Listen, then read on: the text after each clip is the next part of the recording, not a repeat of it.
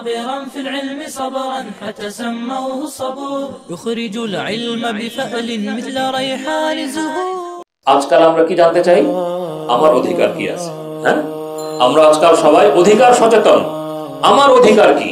পুরুষ জানতে চায় পুরুষের অধিকার, নারী জানতে চায় নারীর অধিকার, শ্রমিক জানতে চায় শ্রমিকের অধিকার, কর্তা জানতে চায় মালিক জানতে চায় মালিকের অধিকার। সবাই শুধু নিজের অধিকার জানতে চায় এবং যে কোনো ভাবে নিজের অধিকারকে উসুল করতে চায়। এটা হলো আজকের যুগের ধারা এবং এই শিক্ষাটাই দেওয়া হয়, অধিকার সচেতন হও, অধিকার হাসিল করো, অধিকার উসুল করো, যে কোনো ভাবে অধিকার তোমাকে পেতে হবে, তোমার প্রাপ্য তোমাকে পেতে হবে।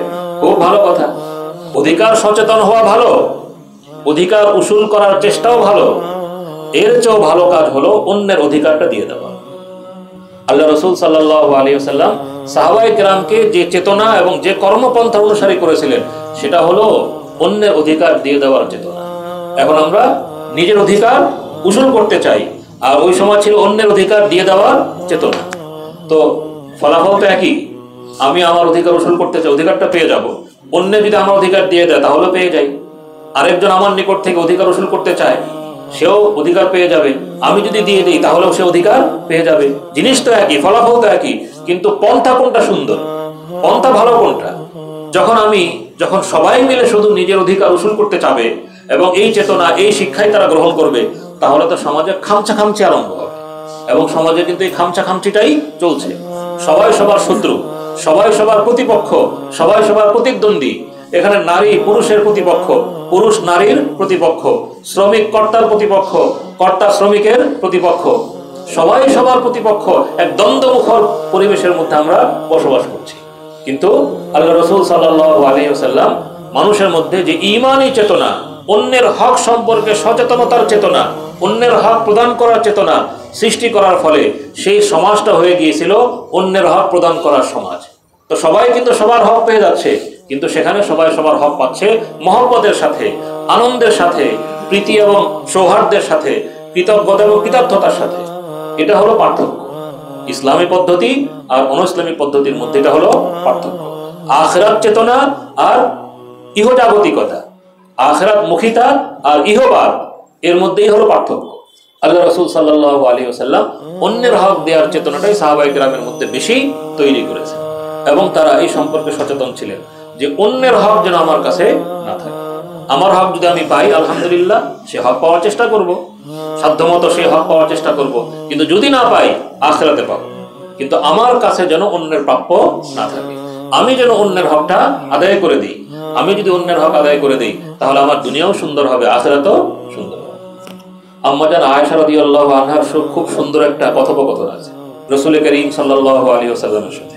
আম্মা জান আয়েশা রাদিয়াল্লাহু আনহা আল্লাহ রাসূল সাল্লাল্লাহু আলাইহি ওয়াসাল্লামকে জিজ্ঞেস করলেন, আল্লাহ রাসূল, আইয়ুন নাসি আযামু হাক্কান আলাল মারআ, আইয়ুন নাস আযামু হাক্কান আলাল মারআতি। আল্লাহ রাসূল, নারীর উপর সবচেয়ে বেশি হক কার? আল্লাহ রাসূল সাল্লাল্লাহু আলাইহি ওয়াসাল্লাম বললেন, যাওজুহা। নারীর উপর সবচেয়ে বেশি হক, সবচেয়ে বেশি অধিকার তার স্বামীর। আম্মা জান জিজ্ঞেস করলেন, ফাআলার রাজুল, তাহলে পুরুষের উপর সবচেয়ে বেশি হক কার? আল্লাহ রাসূল সাল্লাল্লাহু আলাইহি ওয়াসাল্লাম বললেন, উম্মুহা, তার মা।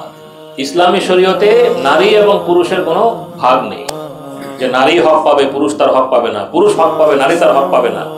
এখানে নারী পুরুষ কোনো ফ্যাক্টর নয়, কিন্তু বর্তমান সময়ে নারী পুরুষ এটা ফ্যাক্টর বানিয়ে ফেলা হয়েছে। এটাকে তর্ক বিতর্ক ইত্যাদির ফ্যাক্টর বানিয়ে ফেলা হয়েছে। এখন পরিবারে সংঘর্ষ, যখনই কিছু হয় পুরুষ মনে করে যে আমি আমার হক পেলাম না, আমার হক বোধহয় চলে যাচ্ছে।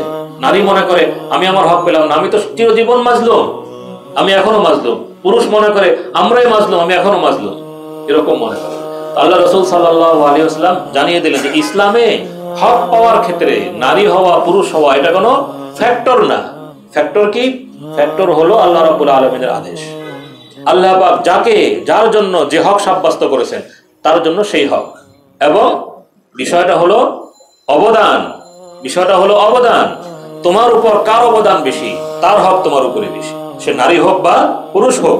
সন্তানের উপর মায়ের অবদান বেশি, মা সন্তানের জন্য বেশি কষ্ট করে থাকেন, সুতরাং সন্তানের উপর মায়ের হক বেশি। তিনি নারী হলেও ইসলাম বলে মায়ের হক সন্তানের উপরে বেশি। স্ত্রীর জন্য পুরুষ বেশি পরিশ্রম করেন। ইসলামী শরীয়তের বিধান অনুসারে স্ত্রীর ভরণ পোষণ, সুরক্ষা, সংরক্ষণ, আদব, তরবিয়ত, দুনিয়া আখিরাত সব কিছুর জিম্মাদার হলেন পুরুষ। আমরা তো পুরুষরা আজকাল জানি না যে আমার কাছে আমার স্ত্রীর কি হক, আমার কাছে আমার সন্তানের কি হক, আমাদের জানা নাই। আমাদের মহিলাদেরও জানা নাই যে আমার কাছে আমার স্বামীর কি হক। এখন তো মহিলারা মনে করে যে স্বামী যদি আদেশ করে, হ্যাঁ তুমি আমাকে আদেশ করে কথা বলো, তুমি আমাকে আদেশ করার কে? আরে আমি তো তোমাকে আদেশ করার মানুষ, আমি ছাড়া আর কে আছে তোমাকে আদেশ করার? তো কিভাবে পরিবর্তন হয়ে গেছে সমাজ। যদি মানসিকতাটা এইভাবে তৈরি করা হতো যে এখানে হলো আনুগত্যের বিষয়, প্রীতি এবং সৌহার্দ্যের বিষয়, ভালোবাসার বিষয়। বাবা যখন তার সন্তানকে আদেশ করেন, সন্তানকে সে আদেশ পালন করেন।